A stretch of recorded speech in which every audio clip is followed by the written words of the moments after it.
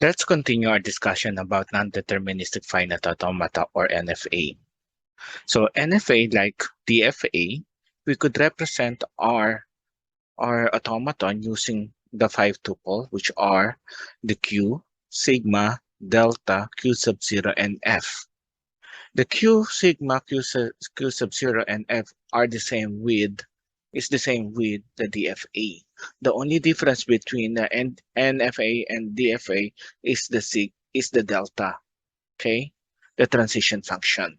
Because we all know that in NFA, we could have multiple paths on a single alphabet. It could go to all states, while in DFA it will just be one path. So that's why transition function of DFA and NFA are different. Okay, so again, what is Q?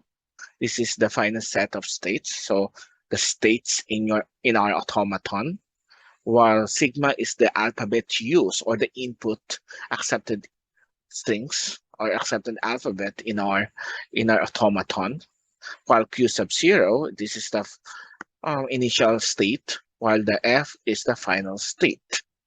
And for the transition function or the delta function, so instead of Q by sigma mapped to Q, now it will be 2 raised to Q because it depends on the number of states that we have in NFA. Okay, 2 raised to Q is the path. Okay, the number of possible path. Okay, in a transition function. Okay, so for example, we have this NFA, wherein we have 3, A, B, and this is C. And the input for A, okay, if it's 0, it will just loop within itself or go to B. And 1 is going to B, while in B, if it's 0 or 1, both 0 and 1 rather, will go to C. While in C, if it's 0, we have 2 paths going to B or just loop within itself. And if it's 1, definitely it's just loop within itself. And for B, so we have 2 paths, going to A, going to C. Okay, so that's why this is NFA, because we have multiple paths for an alphabet. Okay, so let's define the 5 tuples. So let's start with Q, the state. So we have A, B, C. And for the sigma, our alphabet, so it's 0, 1. And for the Q sub 0, the initial state is A. And the final state will be C.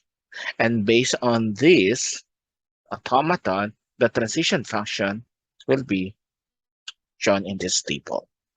As you can see here, A has 2 paths, AB. For B, AC when it encounters 1, while in C, if it encounters 0, it will go either B or C. Okay, so that is how we define an NFA. Okay, so more example on the next video lecture about NFA. Thank you for listening.